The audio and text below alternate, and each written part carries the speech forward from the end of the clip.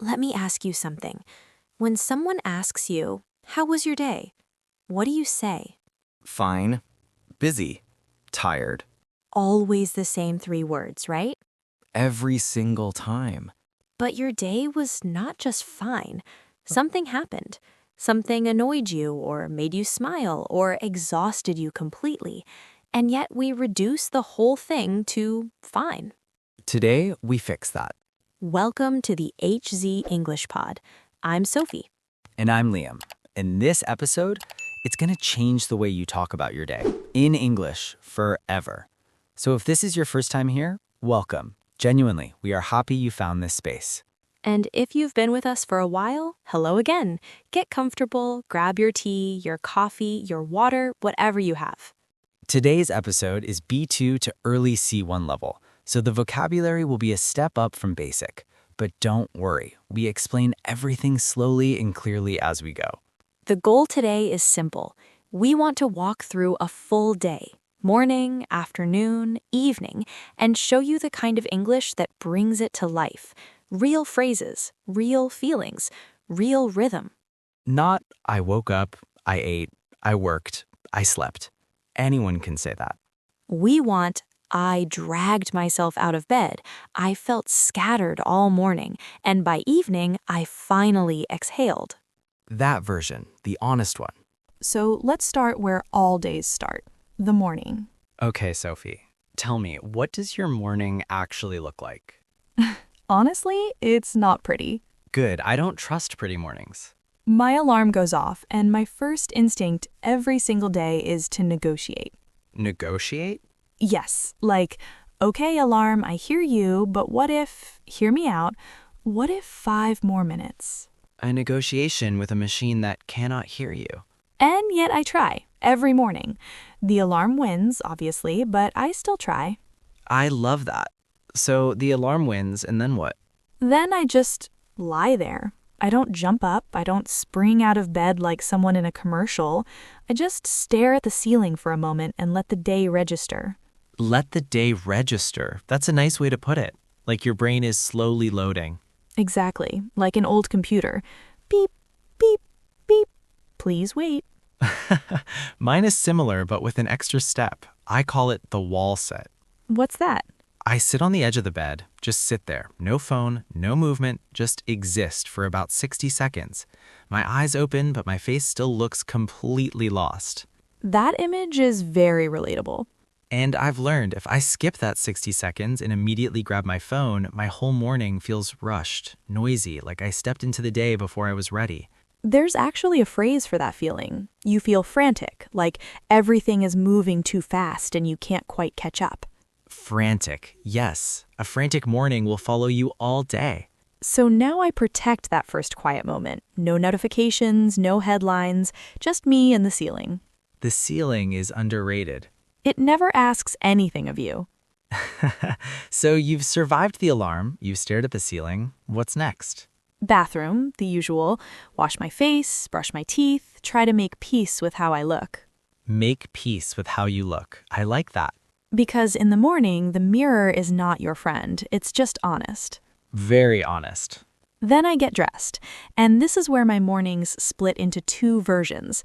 Version 1, I prepared my outfit the night before, everything is smooth, I feel like a functioning adult. And version 2? Version 2 is me standing in front of my wardrobe in a complete daze, holding a shirt I don't remember buying, wondering who I even am. An existential crisis before 8 a.m. Every week, Liam, every week. My morning chaos is breakfast. I always intend to have a proper breakfast, eggs, fruit, something nutritious. And in reality? In reality, I'm standing in the kitchen at 7:50 eating crackers over the sink. That is deeply human. Thank you, I think. And then the door moment. You know the moment. You're about to leave and you stop. The check. Keys, phone, wallet, bag. And something else. Something specific to you. Headphones. If I walk out without my headphones, my whole commute feels wrong, like I'm walking through the day unprotected. See, that's such a good way to describe it. Unprotected. For me, it's lip balm. I know it sounds small, but I will think about it the entire morning. So, your real checklist is keys, phone, wallet, bag, lip balm. In that order, non-negotiable. Okay, let's slow down for just a moment and look at a couple of expressions from the morning. The first one, in a complete daze. If you're in a daze, you feel confused and disconnected, like your brain is present but not quite switched on. You might say, I walked into the kitchen in a complete daze. I forgot why I even went there. That is called a brain blip, by the way, when you walk into a room and completely forget your reason for going. Very common, very human. The second expression, frantic. Frantic means rushed, chaotic, a little panicky, not quite anxious, but close. You can say, my morning was frantic. I couldn't find my keys and then I missed my bus. And the opposite of frantic is grounded. A grounded morning is calm, intentional. You feel like you started the day on your own terms. We'll keep adding phrases as we go. Let's move into the working part of the day. So the morning is over. You've made it out the door, and now the commute. The commute is a whole world on its own. For me, it's public transport, and there is always a story. Always. What happened recently? Last week, a man, lovely man, clearly very passionate about something, was on a phone call so loud I could hear both sides of the conversation. No. His friend was apparently buying a car and making a very bad decision, and this man was not going to let it happen quietly. Free entertainment. On a good day, I appreciate it. On a tired day, I just zone out. I stare out the window and let my brain go completely blank. Zone out. Remember that one. It means you stop actively paying attention. Your eyes are open, but your mind is somewhere else entirely. You can say, I was so tired on the bus, I just zone out for 20 minutes and missed my stop. Has that happened to you? 3 times this month. Okay, so you've arrived. You walk in, you sit down. The day officially begins. What happens for you in that first hour? The first thing I do before anything else is look at what I have ahead. I don't open emails immediately. I just want 60 seconds to understand the shape of my day. The shape of your day. I love that phrase. Some days the shape is manageable. Other days I look at my list and feel immediately overwhelmed. Overwhelmed when there is simply too much. Too many tasks, too many decisions, too many people needing things from you at the same time. On those mornings, I have one rule. Don't panic, just prioritize. What does your prioritizing look like? I ask myself one question. If I could only do 3 things today, just 3, what would they be? And everything else has to wait. That's a really useful filter because when we feel swamped, we tend to do the small things first, the easy ones, just to feel like we're moving, but the big things don't disappear. Swamped. Yes, that's the word. When you're swamped, you feel like you're underwater. There's just too much coming at you. You can say, by Tuesday afternoon, I was completely swamped. Every time I finished one task, 3 more appeared. And how do you handle it, Sophie, when the day feels like it's piling up? I have a strange habit. I write one sentence at the top of my notebook. Just one. Something like, today I will do my best and that is enough. That's not strange. That's actually quite grounding. It sounds small, but when I'm feeling frazzled at 3 p.m. and I look down and see it, something in me slows down. Frazzled. That's a good one. Frazzled is not just tired. It's when your brain feels like it's been left on too long, overheated, stretched. Like you've been switched to maximum power all day and now you're just flickering. Exactly. You can say I had back-to-back meetings all morning and by noon I was completely frazzled. And the opposite, when you get through something efficiently, quickly, without fuss, you can say you sailed through it. Sailed through, like the task had no resistance. You just moved right through. For example, I was worried about the presentation, but I actually sailed through it. Everyone seemed engaged. Okay, let's talk about the afternoon, because that's where I personally fall apart. Every day? Not every day, but often. The afternoon is a dangerous time for focus. Dangerous, yes. There's this window around 2 to 3 p.m. where my brain just softens. Softens is a kind word. Fine, melts. My brain melts. I can read the same sentence 5 times and still not know what it says. The afternoon slump. It's real. It's biological. Your body temperature actually dips slightly in the early afternoon, which makes you feel sleepy. So it's not laziness, it's science. Fully supported by science.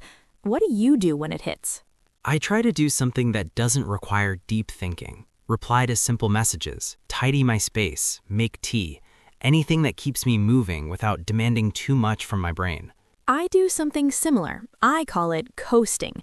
You're still working, you're still productive, but you're not pushing. You're just gliding along until the energy comes back. Does it always come back? For me, usually around 4 p.m., I get a second wind. A second wind, that's a great phrase. It means a sudden return of energy after you felt like you had nothing left. Like a runner who feels exhausted halfway through a race, and then something shifts and they find new energy. You can say, I thought I was done for the day, but around 4 o'clock I got a second wind and finished the whole report. That second wind is when I do some of my best work. I'm not fighting my brain anymore. I'm just flowing. Now here's a real situation for people to think about. What do you do when the afternoon brings people problems? Not tasks, people. Oh, yes, that's a different kind of drain. A colleague who wants to talk for 40 minutes about something that could be a 2-line email, a meeting that was supposed to be 15 minutes and is now an hour. Those meetings. How do you handle it without being rude? Politely and firmly. I've learned to say things like, I want to give this the attention it deserves. Can we schedule some time for it properly? Which is a very nice way of saying, not right now. That's elegant. What else? I have a hard stop at 3, but let's make sure we covered the key points before then. It signals we have a time limit. Let's be efficient. So you're not being cold, you're just being clear. Always with warmth, but yes, clear. Because if you're not clear, you end up drained by conversations that didn't need to happen, and then you resent the day. Drained, when you feel emotionally and mentally emptied out. Not just physically tired, but like your inner resources have been used up. You can say, it wasn't a hard day task-wise, but all the conversations left me feeling completely drained. Let's pause and collect the afternoon words. First, swamped. Too much to do at once, like you're drowning in work. Frazzled, mentally stretched and overcooked. Your brain has been on too long. A second wind, a return of energy when you thought you had none left. Drained, emotionally and mentally emptied, used up. Sailing through something, doing it easily, without resistance. And one more, to coast, to keep moving with low effort, not pushing hard, just maintaining. All of these are phrases you can use this week. Try one, just one. See how it feels. Okay, the working day is over. You walk through your front door. That moment. I love that moment. It's like decompression, like a submarine rising slowly to the surface. I put my bag down in the exact same spot every day, and then I just stand there for a moment. What are you doing? Nothing. I'm just transitioning from work Liam to home Liam. They're related, but they're different. That's actually really healthy. A lot of people go straight from the door to their phone or their laptop, and the day never actually ends. The day needs a closing ritual, even a small one. Mine is changing my clothes. The moment I'm out of my work clothes, something in my brain releases. That's a physical signal to your nervous system. We are done. We are safe. We are home. And then food, because by evening I am always hungry. What does your ideal evening meal look like? Nothing elaborate, something wholesome. A real meal, cooked with some care, eaten slowly, not in front of a screen if I can help it. Wholesome. We should explain that one. Wholesome means simple, genuine, and good for you, not just physically, but emotionally. A wholesome evening feels nourishing, not exciting necessarily, but deeply satisfying. Like it restores something in you. Exactly. You can say, we had a really wholesome evening, cooked together, talked, no phones. I went to bed feeling genuinely content. Content. Not excited, not thrilled, just peacefully satisfied. That's a beautiful feeling. And it's underrated. We're always chasing exciting, but content is the one that actually lets you sleep. Speaking of which, the evening has 2 versions for me too. Tell me both. Version 1. I cook or order something decent. I watch something light, not intense, not upsetting, just easy. I do a little reading, I'm in bed by 10:30, and I feel genuinely rejuvenated by morning. Rejuvenated, fresh again, like your energy has been fully restored. You feel renewed. You can say, I had an early night and a good sleep, and I woke up feeling completely rejuvenated. And version 2? Version 2 is, I sit down to just check one thing on my phone, and then suddenly it's midnight. I've watched 47 videos, I've read things that made me vaguely anxious, I've been in a group chat that went nowhere, and I have to be up in 6 hours. We all know version 2. And the thing is, I'm not even enjoying it exactly. I'm just consuming on autopilot. There's a phrase for that. Mindless scrolling, when you're not really choosing what you watch or read, you're just being carried by the algorithm. And the next morning after a version 2 evening, I feel groggy. Groggy, slow, foggy, heavy, like your body is awake but your brain is still trying to catch up. As opposed to rejuvenated, which is light and clear. So the evening really does set the tone for the next morning. It's all connected. Circular. The day is actually a circle. How you end one day shapes how you begin the next. Let's do a final vocabulary pause for the evening. Wholesome, simple, genuine, emotionally nourishing. Content. Quietly satisfied, peacefully happy. Not thrilled, just good. Rejuvenated, restored, fresh, full of energy again after rest. Groggy. Slow and foggy after poor sleep. Mindless scrolling, consuming content without intention or real enjoyment. And one more. Decompress. When you let the stress of the day slowly leave your body and mind. You can say, I need an hour to decompress when I get home before I can really be present with anyone. So here we are. One full day. Morning to evening. And what we hope you noticed is there was nothing extraordinary about that day. No adventures, no dramatic events. Just the ordinary texture of a regular life. And yet, when you have the words for it, it becomes something worth telling. That's what language does. It doesn't change your day, it reveals it. It takes the invisible feelings and gives them a shape. So this week, try this. At the end of one day, just one, write 3 sentences, in English, about how that day felt. Not what you did, how it felt. Use any phrase from today. I was swamped, but I sailed through it. My morning was frantic, but my evening was wholesome. I felt frazzled by 3 o'clock, but a second wind saved me. 3 sentences. That's it. You can put one in the comments if you want. We would genuinely love to read it. And if you enjoyed this episode, please subscribe to the HC English Pod. It means a lot to us, and it helps more learners find this space. Be kind to yourself today. And tomorrow morning, when the alarm goes off, give yourself 60 seconds. Just 60 seconds, before the phone, before the noise. You deserve a gentle start. I'm Liam. I'm Sophie. And this is the HC English Pod. See you next time.